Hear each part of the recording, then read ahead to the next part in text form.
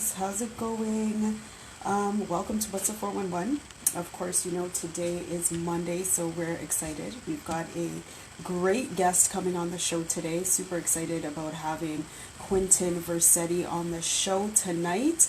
Yes, here he is, popping in right here, right on the 8 o'clock hour for What's the 411. We're about to get right into it, guys.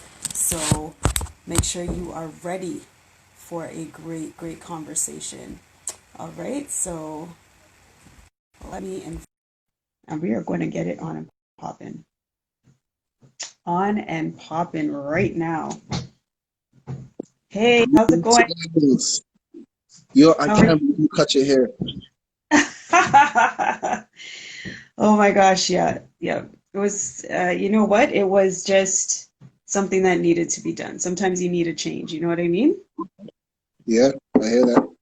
Yeah, yeah. So had to be done, you know. I was growing it for like 3 years, and actually that was the longest I've had one hairstyle, to tell you the truth. Mm. And I really wanted to try to keep the dreads, you know, keep the journey going, but it was time. It was time for a change. I hear that. Yeah, yeah, man. So how are you? I'm blessed. I'm blessed. Just been busy with projects and stuff, but can't complain. Just Hmm. a lot of good things on the horizon. For sure, for sure. You are doing major, major things out here. So first I want you to introduce yourself, you know, tell everybody who you are and just a little bit about yourself. Absolutely. So greetings, bonjour, wagwan, everybody. My name is Quintin Versetti. Uh, I'm a visual griot, and essentially I tell stories through my work. Right now, I'm on an ancestral journey of educating the masses to think about uh, our contribution towards the future. And so I work within the realm of Afrofuturism. I'm one of the world's leading Afrofuturists, um, and I've helped to found a movement called the Black Speculative Arts Movement well, it's global at this point, but I helped to co-found the movement here in Canada, but started off in the States. Oh, wow. Okay, so talk to us about BSAM. What is that? Yeah, so the Speculative Arts Movement, BSAM, it's a platform for promoting um, new ideas or just imaginative and creative ideas around black representation, blackness, Africanness, and it's an umbrella. It's a larger umbrella to Afrofuturism, and so um, yeah, with the movement, we've been doing events, we've published books, we've been doing all type of community engagement, activism, artivism, etc., etc. So it's been beautiful to be a part of. Okay. And so when you say Afrofuturism, for anybody who doesn't really know what that means, tell us, like, what is that exactly? Yeah, so I break it down really simple. I mean, obviously, there's African futures, Afro future. But to break it down in a really simple way, I say it's any type of imaginative uh, or creative representation of African stories, people, traditions, cultures inspired by any time period of African people, histories, tradition, knowledge, wisdom, and ideas. And so Oh, within the new idea of Afrofuturism, what we call Afrofuturism 2.0, we don't just look at the future only as like something that's not here yet. We also look at the intersections of the past, present, and future. So essentially, we look at the ancestors. We also look at, you know, um, the present and how people presently are building towards the future. And also, we honor, yes, bless up, and we also honor what are the things yet to come. So essentially, it's prophecy, as Dr. Julius Garvey said, African prophecy. That's what he called it. African prophecy. Okay, and then so how did you get involved in Afrofuturism? Yeah. Um, Essentially, it came out of just living a certain type of lifestyle where I was a little bad man, I thought I was a little bad you, so I was making not so much good decisions. Less of Stacy and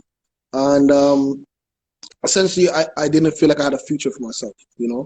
And in doing so, I was rolling with other youths who didn't see a future for themselves either. And essentially, I got into a situation where a friend of mine passed away, and I had to start thinking about like, would I be next? You know, and Mm-hmm. essentially, um, in thinking about that, I had to start thinking about, well, what do I want for myself to be next? You know, and that's where I started to think about my own future.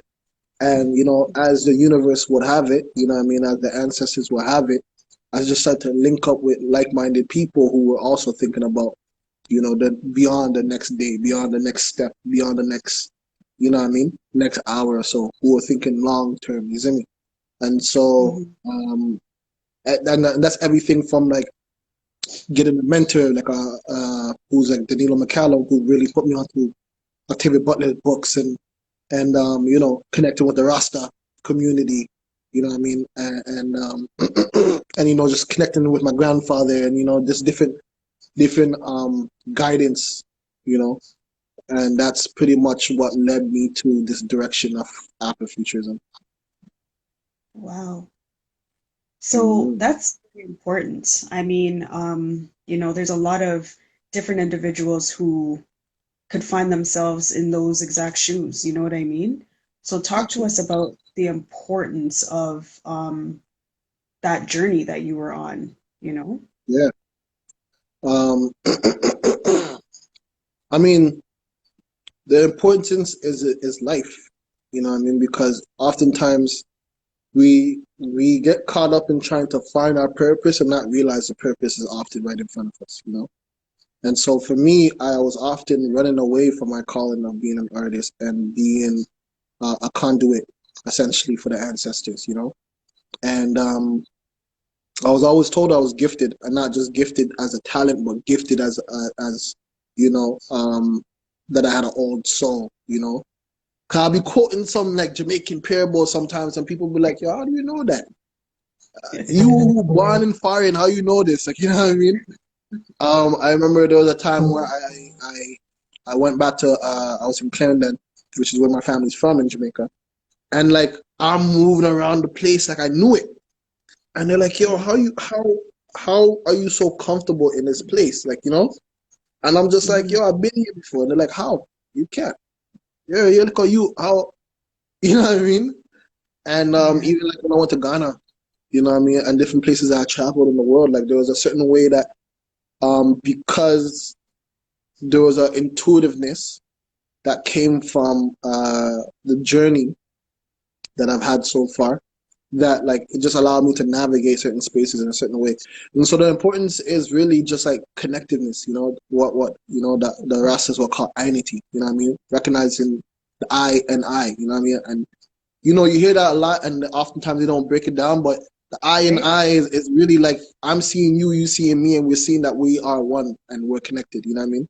And so Right. this is important because once we realize we're connected, we realize we're powerful together. You know what I mean? So, and once you realize you're powerful together, you can achieve so much more. And I know, I understand that that connectivity is what's gonna be that paradigm shift that we need in this world right now. And so, Right. yeah, the importance is again, it's about liberty, it's about life, it's about continuing, right? We can't talk about Afrofuturism without unity. Because we won't 100%. have any people without a unity.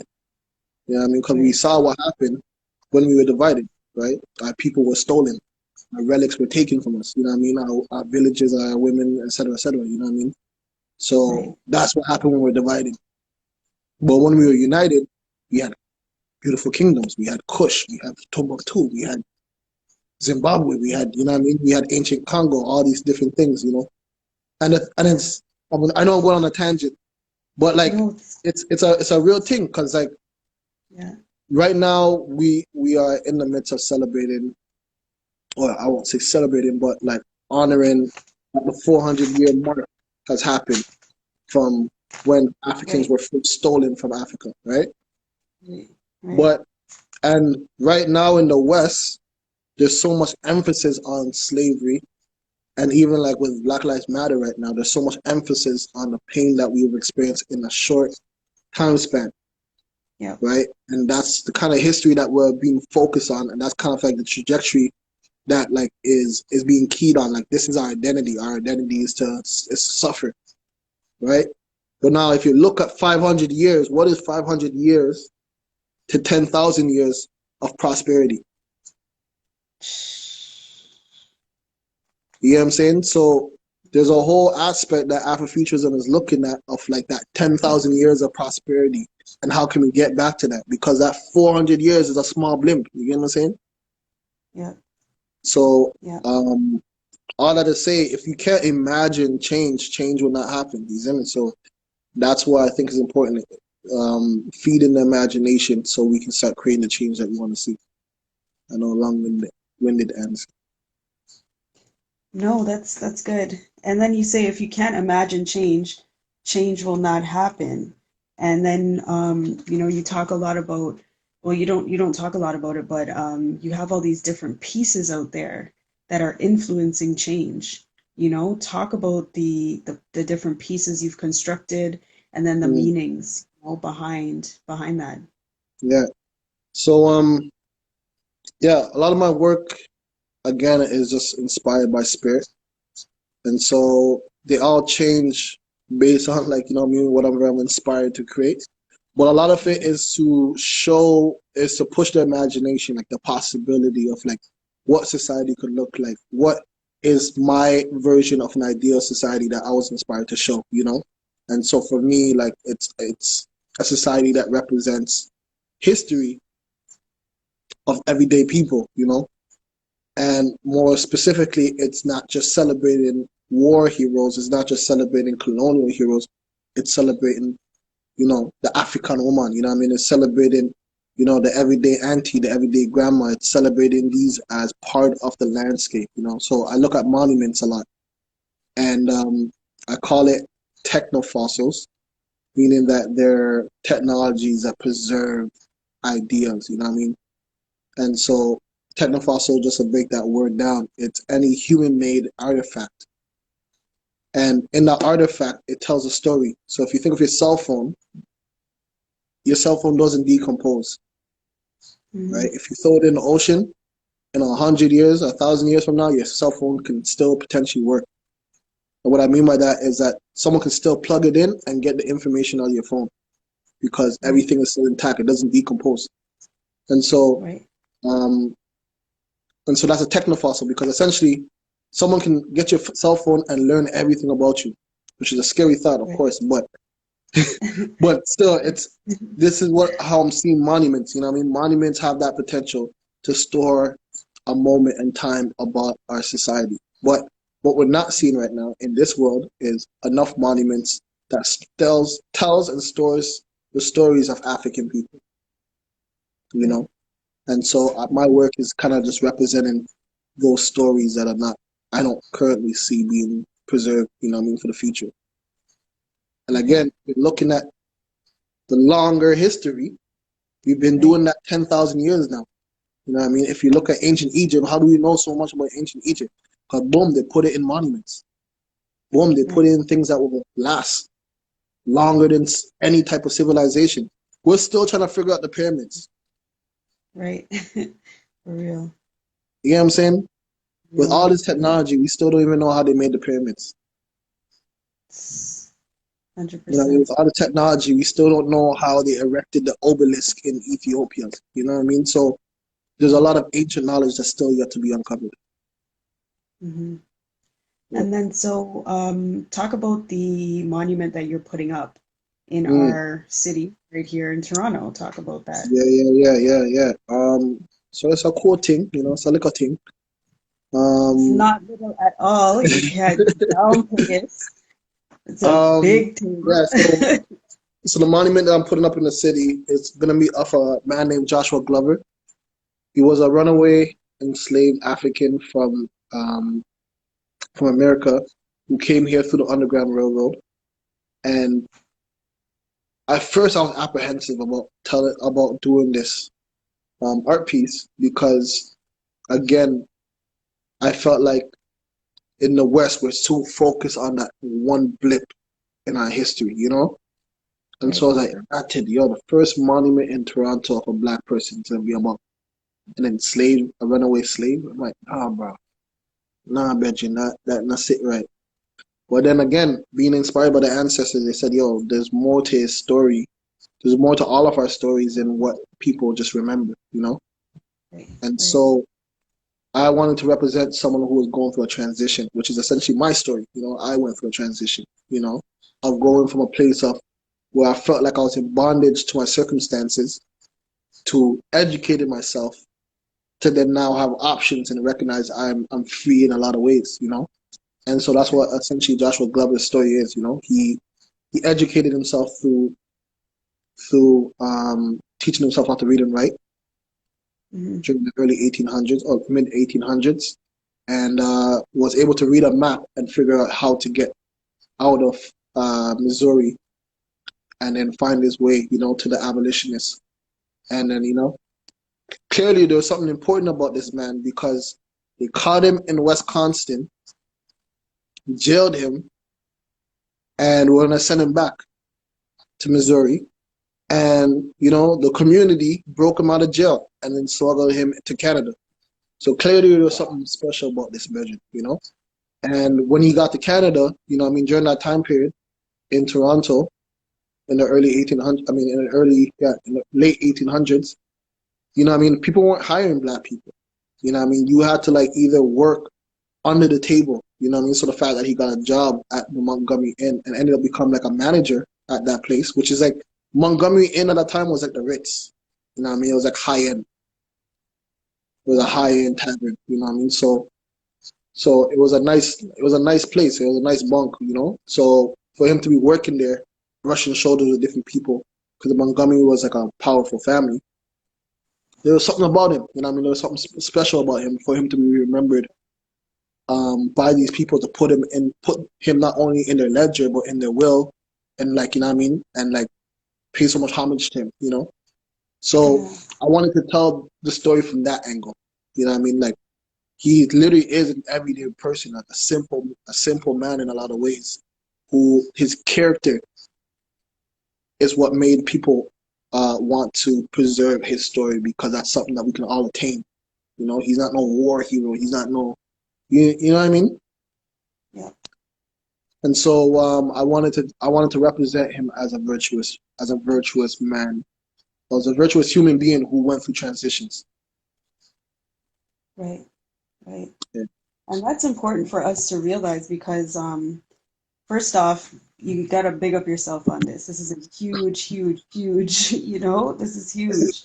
As the first Black monument going up in Toronto, you are behind that. You know what I mean? Your vision is behind that. So that's huge. And then, of course, it's important to remember that we can, it's important to remember that we can always find ourselves in other people's stories. We can always find yeah, ourselves, like you said, in the transition of an everyday individual, an everyday man or woman. You know what I mean? So it's important that you took his story and you shed light on the important aspects that we could all relate to. That's absolutely. huge. And then, you know, he was a great man. He was a great man. And then we don't always know about all these individuals. There's so much history that Toronto has that we don't know about. You know what I Yeah, mean? We're obviously not taught this type of information in school. And so, yeah. him Big up putting up this Pharaoh. Black monument hopefully is something that we are going to, I told my kids about it and they were like, Mom, where are we going to go see it? And I'm like, for sure we're going to go see it. You know what I'm saying? So, when is it going up anyways? When are you So launching this? it's I can't say dates yet. But it's technically almost up. Okay. Okay.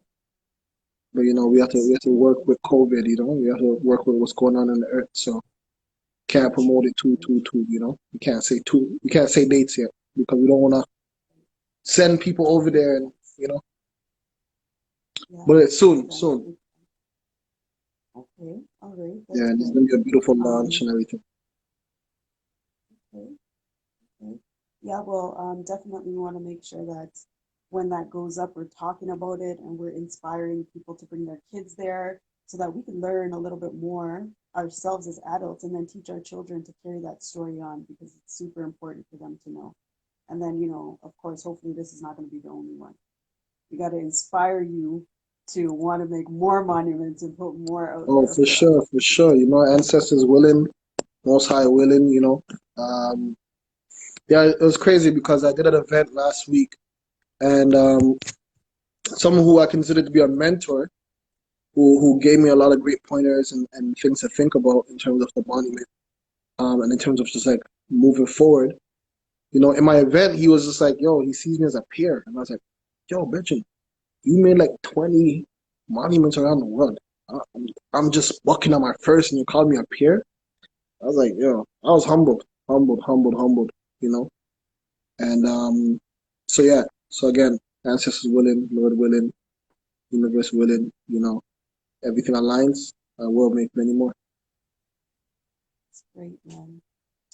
Um, but you also talk a little bit about the importance of Black Panther Hmm. and, that story there.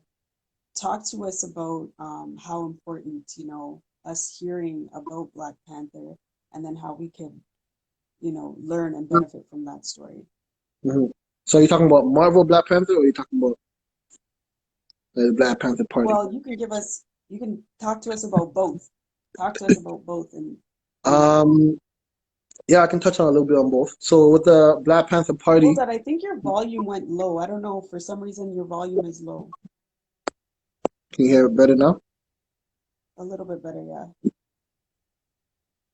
Yeah, I'm not sure, but for Black Panther Party, uh, you know, what I mean, it's a movement that like predates. You know, it's like Black Lives Matter before Black Lives Matter. You know, and essentially, yeah, it predates a lot of coordinating, but like it was the first time we saw Black people in the West post Haiti to be willing to lay down their lives for liberation. You know, and organize and come together and do it in the name of unity and do it in the name of liberation.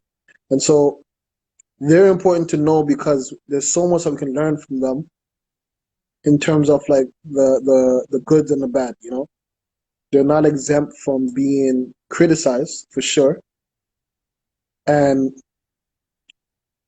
through looking at them from a critical lens, we can figure out how to do better, you know? Like what are the things that they failed at and then how can we improve on that, you know?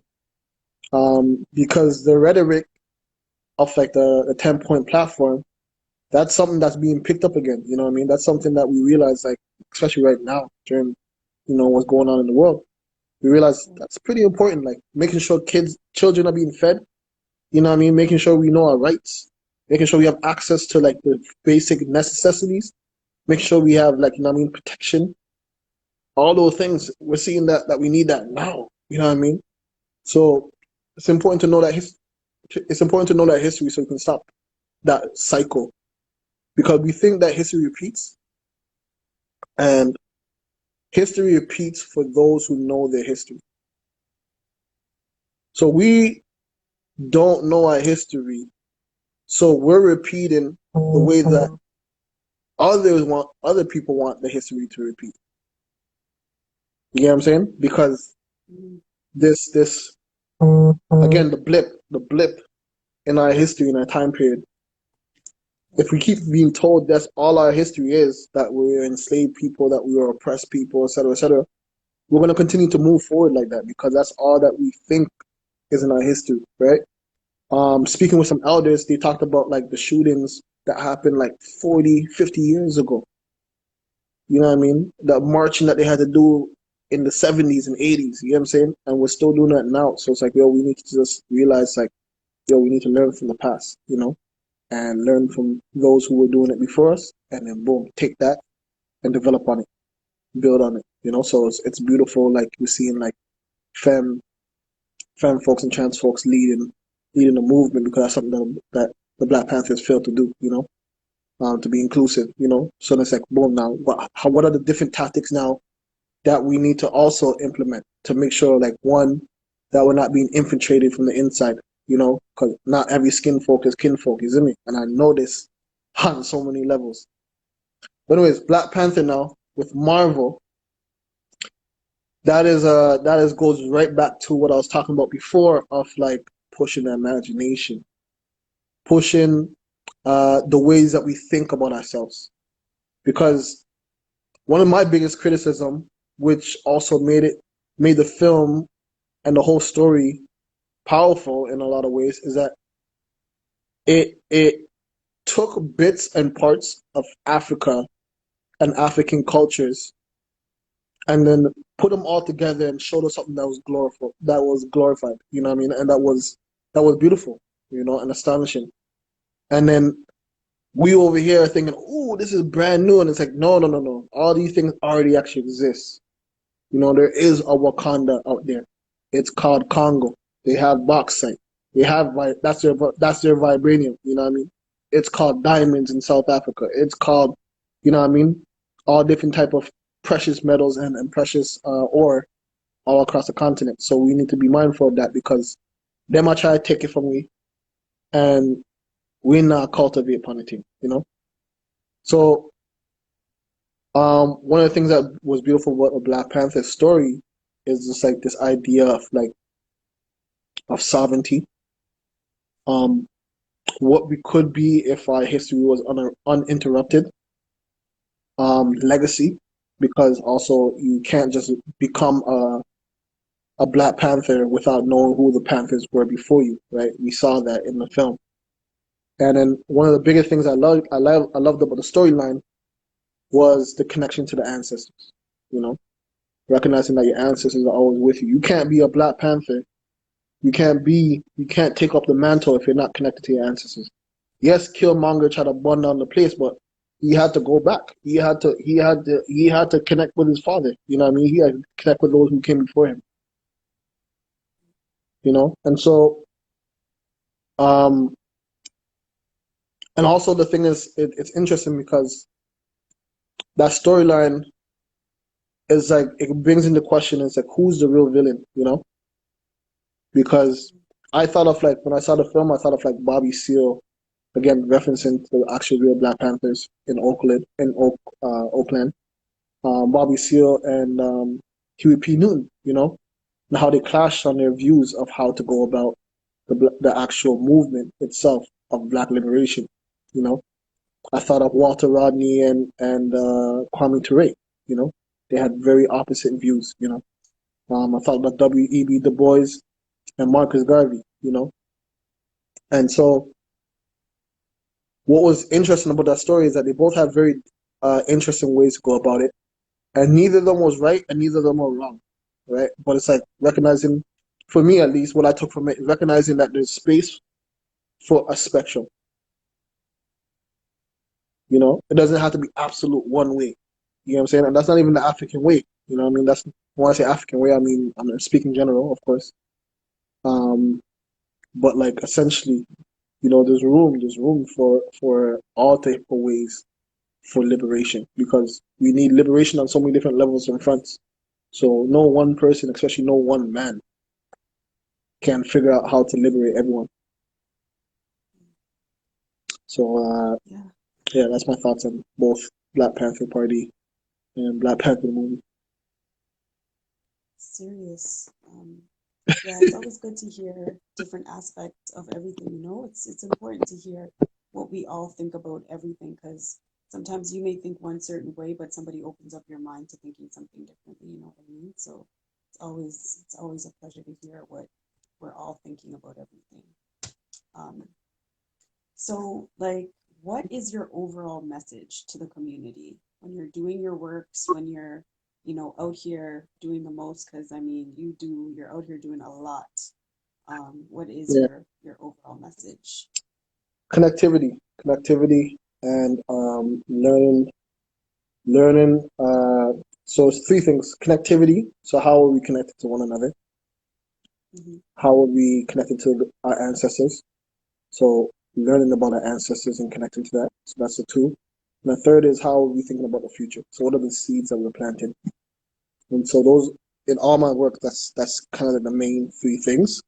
I sum it up and call it Sankophonology, which comes from the West African word Sankofa, which means it is not taboo to go and fetch what you have forgot. But as because obviously in Africa there's no one way of things. So the word Sankofa is also a semiotic, so meaning it's also a symbol.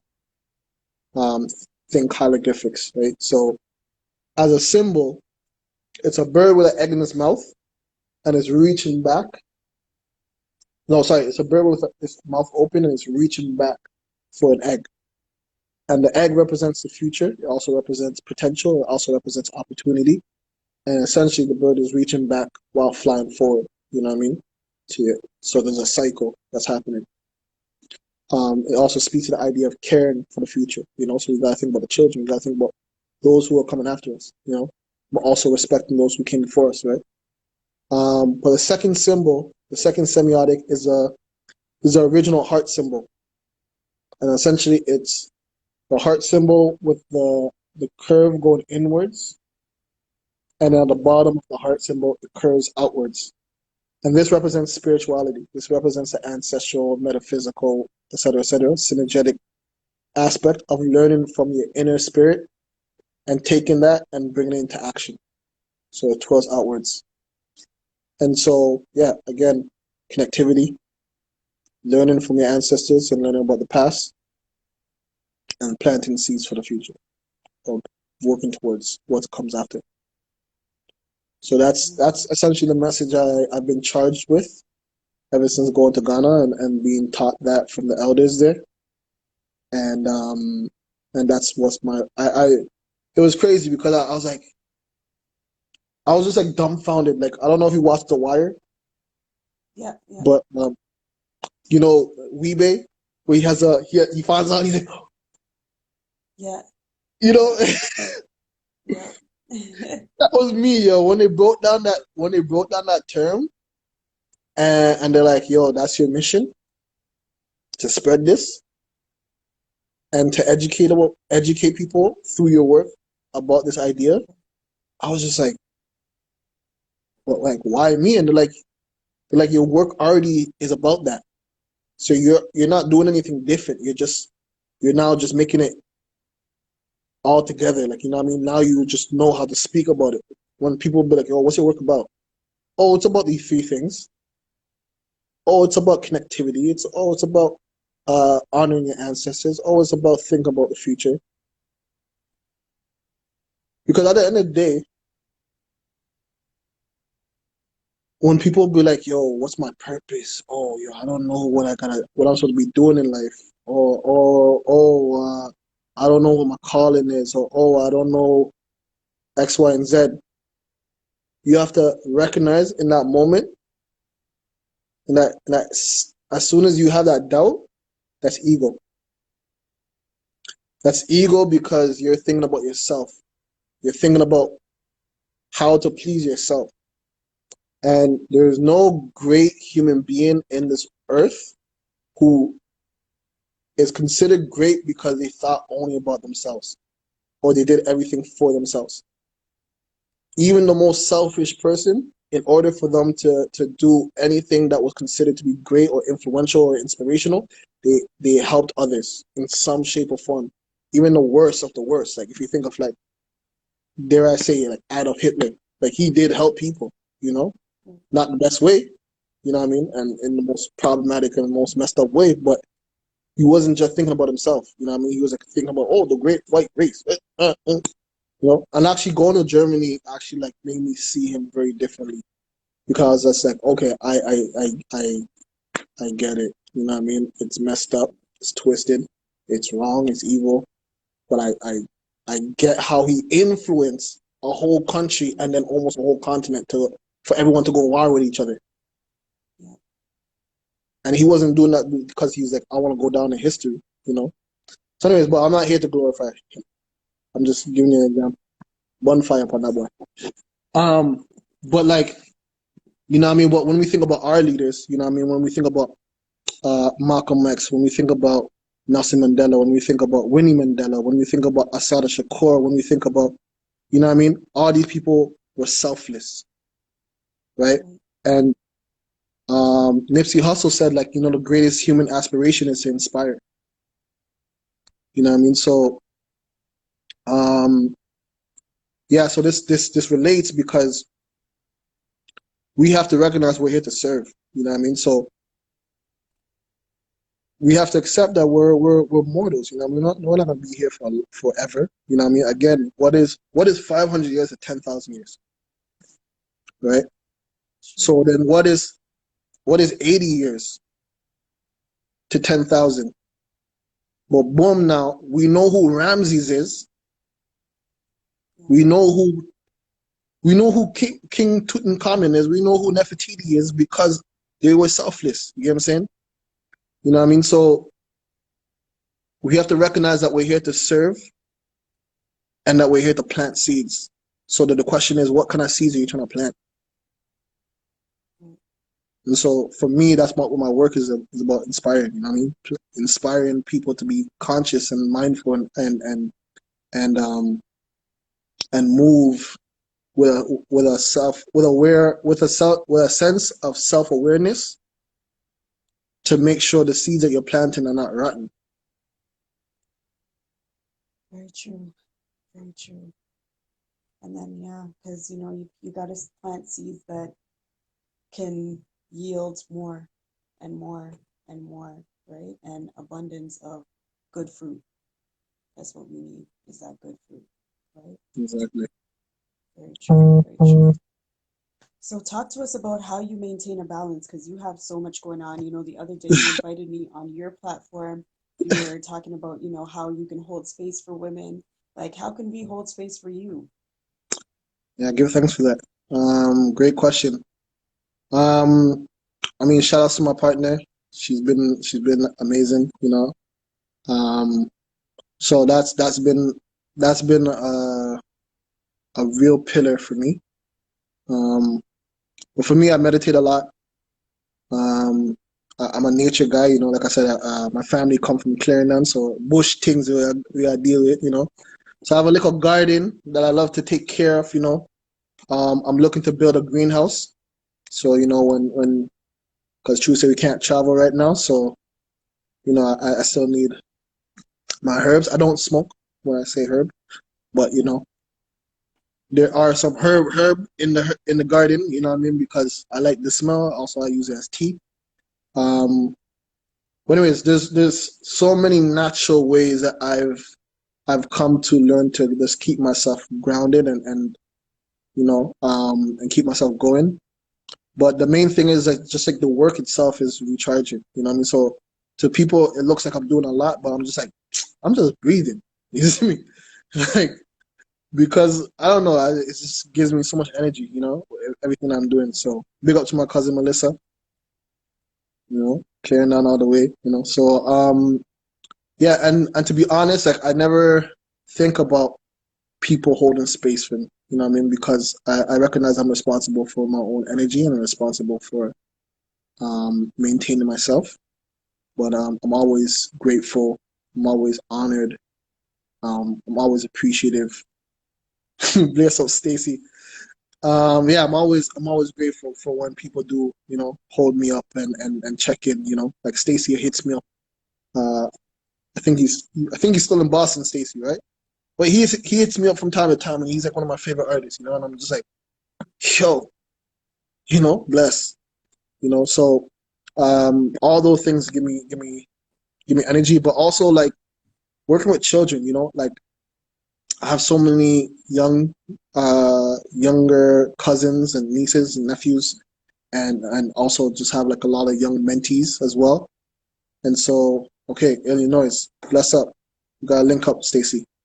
Um, but yeah, I'm just super glad to have like all these like young children around me and stuff like that, and like just like planting those seeds and seeing how they're picking up on it, and like boom, boom, boom, they're coming up with their ideas. Like that gives me so much energy, you know?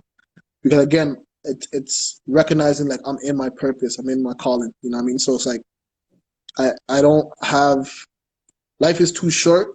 I'm saying this for myself and only for myself only because I know this can't apply for everybody, but life is too short for me to say I'm tired of doing the work that I'm doing. Mhm. Something to think about for sure. It Yeah. definitely, I could agree with that one there, you know? I hear that, man. I hear that. Well, that's huge. I mean, you basically you answered every single one of my questions, that I had for you, and then some, you know what I mean? So, of course, we want to continue to support you. We want to make sure that when that launch does happen, that however, whether it's virtual or it's, live in person or however it goes down, that we're definitely there to support you, and we want to continue to support all of your efforts. So you definitely have to let us know how we can keep in touch with you and where we could find you. Yeah. I mean, it's not to sound arrogant or nothing, but like Google, Google's the best way because, we don't know how long Instagram's going to be running for. But if you Google my name, Quentin Versetti, you'll find it. Keep Growing Q is the brand. Versetti Made It Studios is my business. But, Versetti, if you type in the way I spell it, not the Italian way, not the dictionary way, the way the I and I spell it, Vercetty, um, you'll find ways to find me. And if you're meant to find me, you'll definitely find me. You know what I mean? You're All not right, either. sounds good. But yeah, So I try to stay go ahead. accessible. You know what I mean? No, I said I try to stay Yes, accessible because yeah, there is exactly. a lot He that I'm says doing. Google King.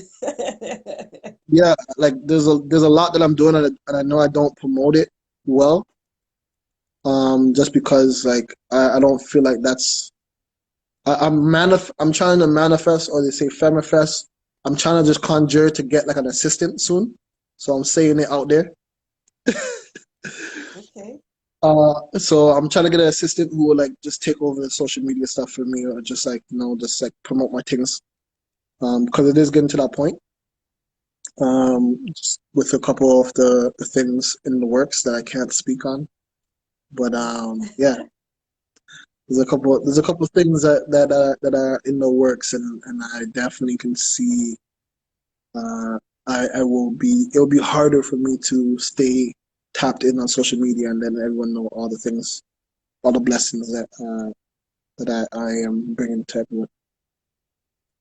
Well, big up yourself, Quentin, because that's huge. We're all out here supporting you, so Shit. that's amazing. We can't wait to, have that individual hop on board for you so that we can make sure we're keeping up to date with everything that you have going on. You know what I mean?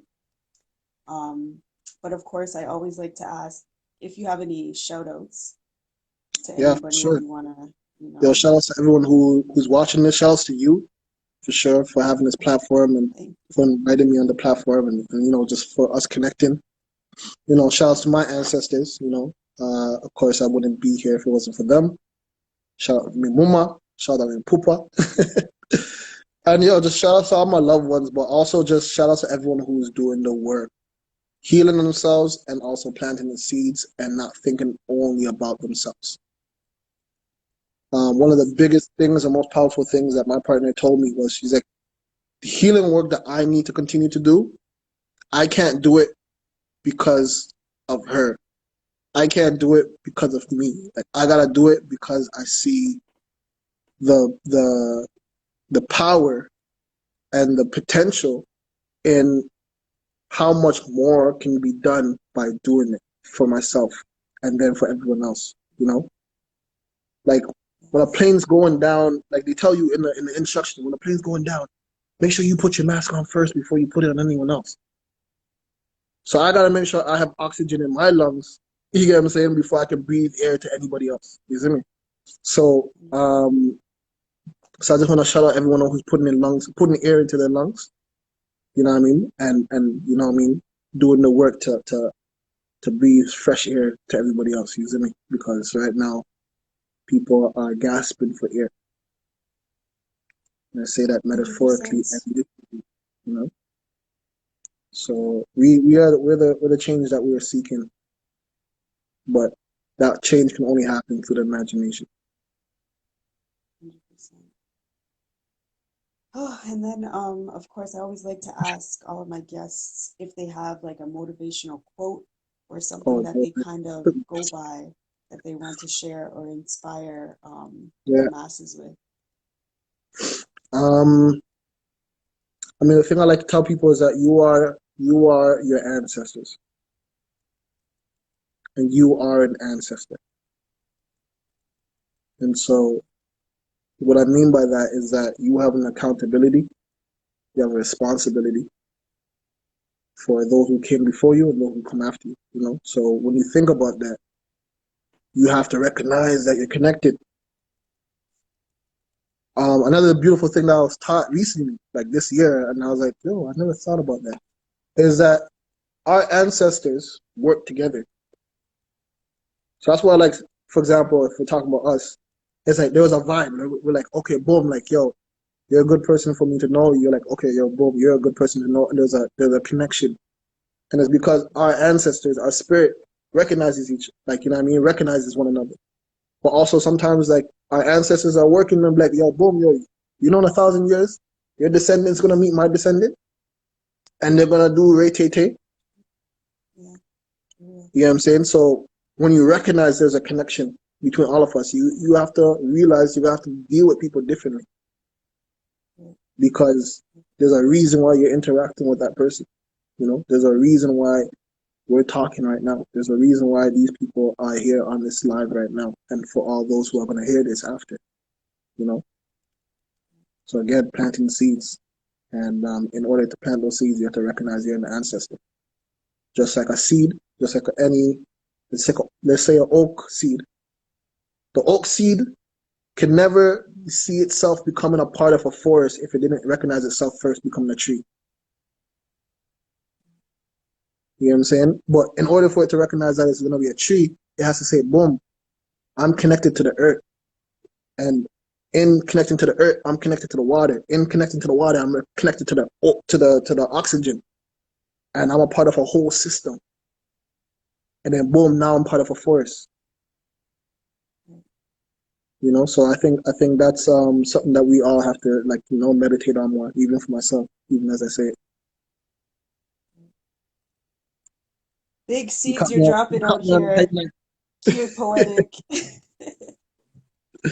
Caught Thank me you on a hype so much for joining us tonight. You're night. just dropping bare gems, but bare seeds because you're planting some good information on us, right now that we need to continue to think about, continue to, as you said, meditate on, and just really share the information. Once we understand and reason with it, we got to share this information with others so that we are all on the same page. And then, of course, connectivity is really important as well. All great achievements require time, and that's true.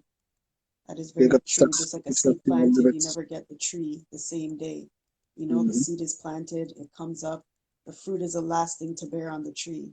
So it definitely, yeah, it does take time for things to come around. So huge, huge, huge.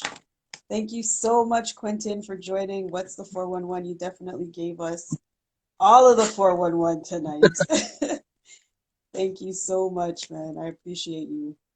All Likewise. right. All Yes, right, you take blessings. care. We'll definitely keep in touch. If you guys didn't hear it before, make sure you guys Google the man.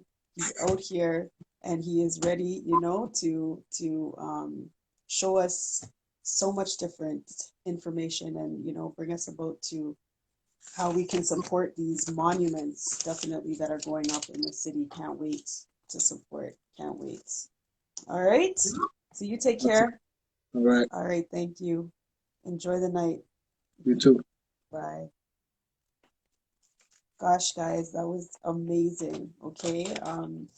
Quentin is definitely out here doing major things. Major, major things. So we are looking forward to supporting him.